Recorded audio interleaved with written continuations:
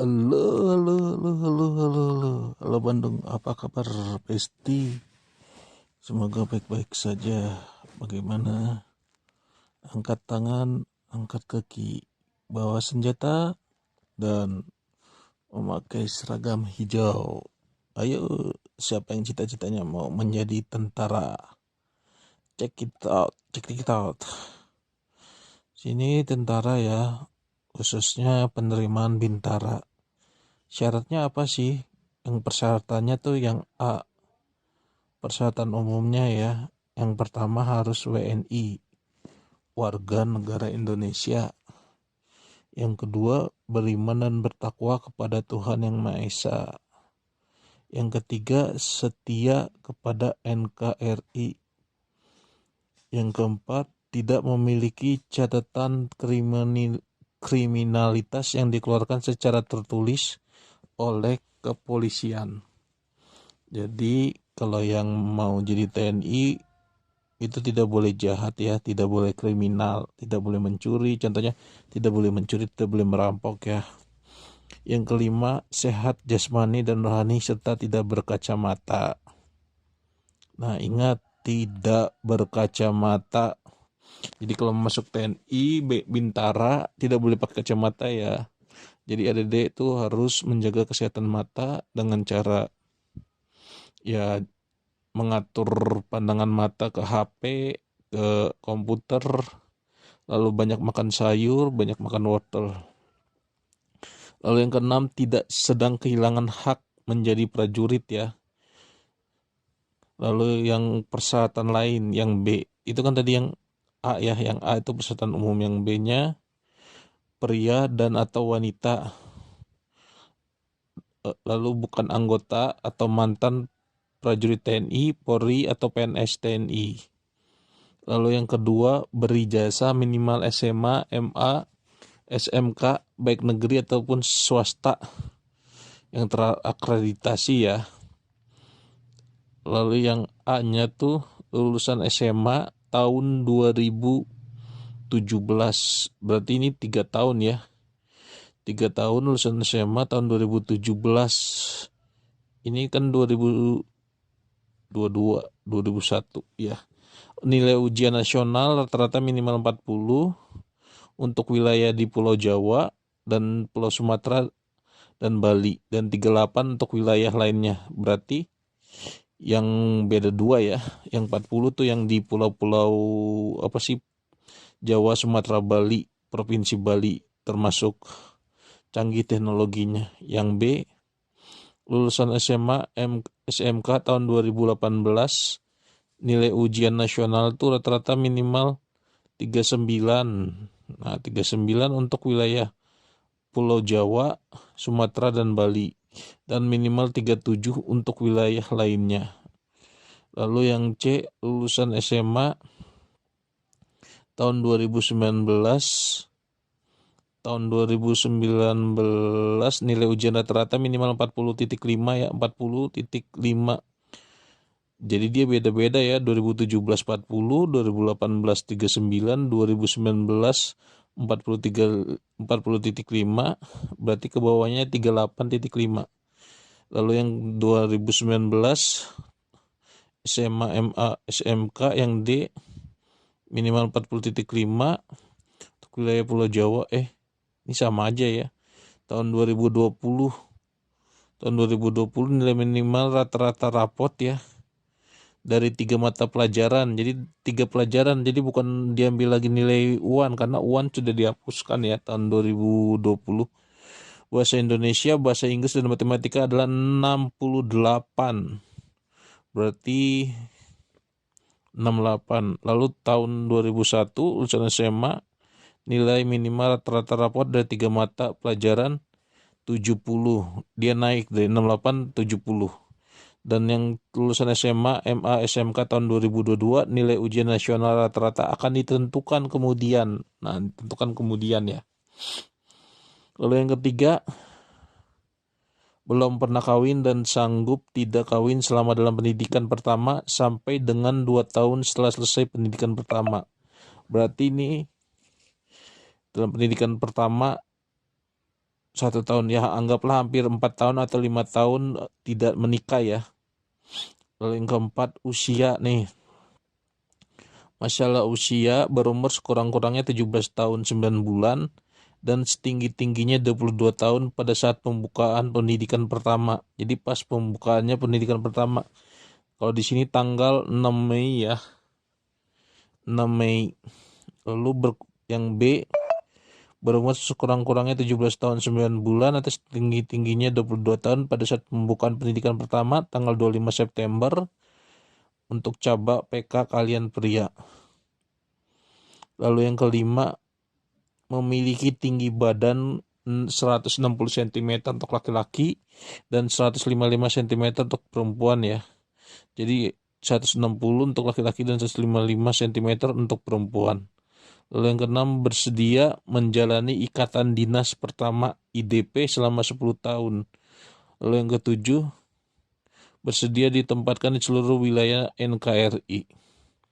Nomor keenam itu kalau ikatan dinas pertama berarti dia siap dipindah-pindahin, dan kalau ikatan dinas tidak boleh mengundurkan diri sih seharusnya ya, dengan ketentuan ada apa sih namanya sih, ada dendanya lah. Lalu yang ke-8, harus mengikuti pemeriksaan yang diselenggarakan meliputi administrasi, kesehatan, jasmani, lidspers dan psikologi. Lalu yang C, persyaratan tambahan, harus ada surat persetujuan orang tua atau wali, dan selama proses penerimaan prajurit TNI AD tidak melakukan intervensi terhadap panitia penerimaan maupun penyelenggaraan pendidikan. Jadi tidak boleh ada intervensi ya. Yang C itu persyaratan pertambahan yang pertama. Lalu yang kedua, orang yang ditunjuk sebagai wali dari yang bersangkutan berdasarkan surat keterangan dari kecamatan. Yang kedua itu tuh, orang yang ditunjuk sebagai wali dari yang bersangkutan berdasarkan surat keterangan dari kecamatan. Karena kan kadang tuh orang tuh merantau atau kemana, atau orang anak yatim piatu, nah itu harus yang wali itu pengganti orang tua ya, itu harus surat keterangan dari kecamatan ya. Lalu yang ketiga, bagi yang memperoleh ijazah dari negara atau lain atau lembaga pendidikan di luar naungan Kemendikbud harus mendapat pengesahan dari Kemendikbud. Misalnya kalau misalnya dia dari luar negeri ya, kayak dari Amerika, misalnya sekolah di Amerika atau sekolah di Jepang, nah harus itu ke Kemendikbud. Lalu yang keempat, tidak bertato atau bekas tato dan tidak ditindik atau bekas tindik kecuali yang disebabkan oleh ketentuan agama atau adat ya. Ini tidak bertato, tidak ditindik ya. Ya kalau perempuan ya agama ya bisa, tapi kalau laki-laki nggak bisa. Kalau biasanya, kalau anting kan tidak sesuai dengan agama atau adat, kecuali suku-suku tertentu seperti Dayak atau dan lain-lain ya. Yang keenam, nah ini nih, memiliki kartu BPJS, Badan Penyelenggara Jaminan Sosial Aktif, BPJS ya. Baru kali ini BPJS. Lalu ke persyaratan khusus, memenuhi persyaratan RIK uji sesuai dengan ketentuan. RIK sesuai uji ketentuan ya, sesuai dengan ketentuan. Masuk ke langsung masuk ke tesnya ya. Tesnya itu pertama itu pemeriksaan administrasi. Misalnya KTP orang tua atau wali, lalu ke SKCK Polres, ijazah, SKHUN, KK, kartu keluarga ya, BPJS. Nah itu tuh wajib diisi, wajib asli dan legalisir.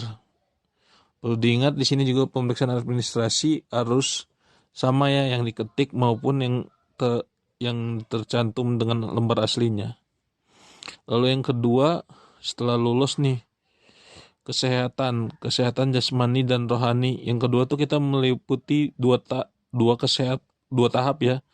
Yang pertama tuh kesehatan bagian luar tubuh. Bagian luar tubuh tuh seperti tinggi, kulit, kaki, varises, varikogel, ambien, mata, tensi darah ya. Tingginya tuh harus sesuai dengan tadi kesehatan tuh 160 cm untuk laki-laki, 100 berapa tadi, 150 ya, 150 untuk 100 berapa tadi, 160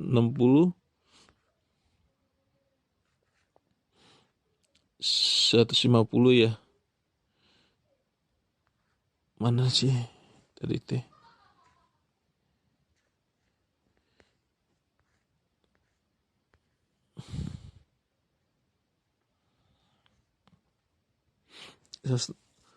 tingginya seperti itu. Yang kulit, lalu kaki varises, varikogel ya. Varisesnya itu yang munculnya pembuluh darah itu karena kaki itu ke ini apa sih, tidak kuat lari atau tidak kuat nahan beban ya.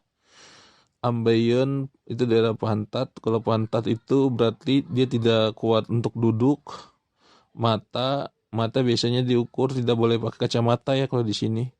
Lalu tensi darah, tekanan darah, darah tinggi atau darah rendah itu nggak boleh. Lalu yang kedua dalam tubuh ya. Dalam tubuh tuh bisa dicek jantung, paru-parunya, bisa ronsen EKG, ronsen EKC ya. Jadi itu kalau misalnya lemah jantung ya nggak boleh ikut TNI, nanti langsung mati ya tuh pas pelatihan seperti itu. Dan sebaiknya tuh eh, sebelum ikut apa sih tes ini kayak gini harus melakukan general check up dulu ya. Jadi biar nggak sia-sia, jadi biar bisa diakalin sih, bisa diobatin terlebih dahulu, kayak misalnya kulit seperti apa, kaki seperti apa, varises bisa disuntik, varikogel juga, ambien juga, mata juga sekarang katanya sih bisa disuntik sih, jadi bisa setahun tuh bisa istilahnya mata tuh normal kembali. Lalu yang ketiga adalah tes kesegaran dan kesamaptamaan jasmani. Kesegaran dan kesamaptamaan jasmani ya, tes ini yang ketiga. Kalau misalnya ADD udah lulus tes kesehatan, lalu lanjut ke tes ketiga. Materinya tuh lari 12 menit. Lari sprint 12 menit. Setelah lari 12 menit lalu melakukan push up ya. Push up, setelah push up sit up, setelah sit up pull up. Pull up itu yang narik badan ke atas ya, pull up. Biasanya pull up ini yang paling susah. Ini teh yang kebanyakan pada gugur di pull upnya ya. Lalu habis pull up itu shuttle run. Tahu shuttle run kan? Ya, lari jarak pendek dengan ada apa sih? Shuttle run tuh kayak lari jarak pendek tapi ada jalurnya. Bisa dikasih rintangan atau enggak, nanti di tes kecepatannya, dia dites melewati rintangannya seperti apa. Lalu renang ya. Lalu setelah renang postur fisik. Nah, kendalanya di sini nih, postur fisik. Postur fisik itu nggak bisa diakalin. Oleh karena itu dicek dulu di postur fisik di dokter-dokter ya. Apakah bisa gitu, saya ditanya ke dokter, bisa nggak secara postur masuk ke tentara. Karena apa? Karena postur itu nggak bisa dirubah, nggak bisa dibentuk tangan, bentuk kaki, bisa nggak bisa apa sih, nggak bisa diakalin lah. Misalnya kakinya kepanjangan atau tangannya ada benjolan, ada tulang yang istilahnya bengkok, karena nanti kalau misalnya ngangkat yang berat-berat bisa patah seperti itu. Lalu setelah lulus tes kesegaran dan kesamaptamaan jasmani, masuk ke tes psikologi ya. Tes psikologi ini ya tes kepintaran ya, tes menentukan masalah, menyelesaikan masalah, dan sangat menentukan, bukan sangat menentukan sih, nilainya itu menentukan. Lalu setelah masuk tes psikologi, setelah istilahnya nilainya memenuhi, baru masuk tes mental. Tes mental ideologi kebinekaan.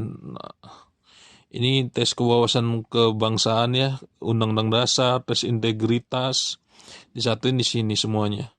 Lalu yang keenam, ada tes akhir ya, pantohir atau penentuan akhir. Ini sidang penentuan akhir. Ini semua nilai yang dari tes pertama sampai ke tes kelima itu tuh digabungin semuanya. Setelah digabungin nanti dicari yang terbaik. Misalnya dibutuhkan 100, berarti yang dicari yang 100 terbaik, seperti itu. Jadi itu kalau misalnya pertama nilai minimal pemeriksaan administrasi harus 80. Lalu yang kedua harus kesehatan minimal 80 juga. Misalnya ke lima-limanya tuh, kelima ini tuh nilainya 80. Tapi 50 5 apa berarti 80 kali 5 misalnya 400 nih. 400, tapi yang dibutuhin kan cuma 100. Nah, rata-rata nilai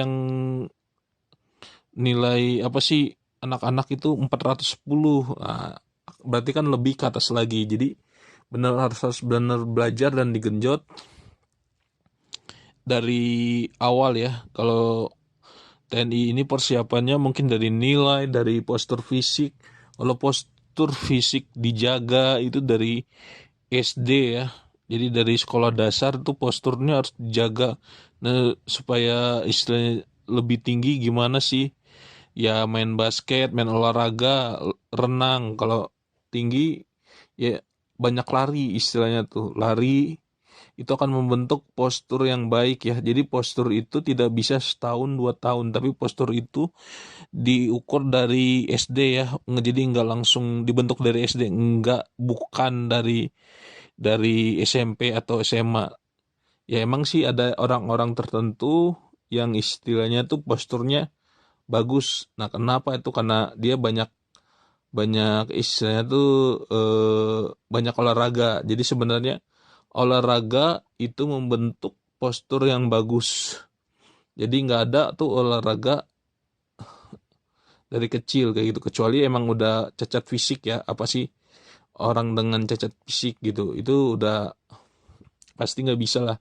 Tapi kalau postur postur bagus itu dibentuknya dari SD, dari kecil, jadi nggak langsung ujuk-ujuk gitu dari SMA atau dari SMP, seperti itu ya. Karena tulang juga itu membentuk gimana kitanya. Jadi kalau misalnya larinya juga nggak sembarangan. Kalau misalnya larinya menggunakan, itu ada trik-trik lari ujung kaki kayak gitu, ujung pangkal kaki depan, seperti itu. Dan setelah habis lari nggak langsung duduk atau jongkok karena dapat menyebabkan varises, seperti itu ya. Oke, see you next time, dan semoga masuk cita-cita Anda TNI. Dadah.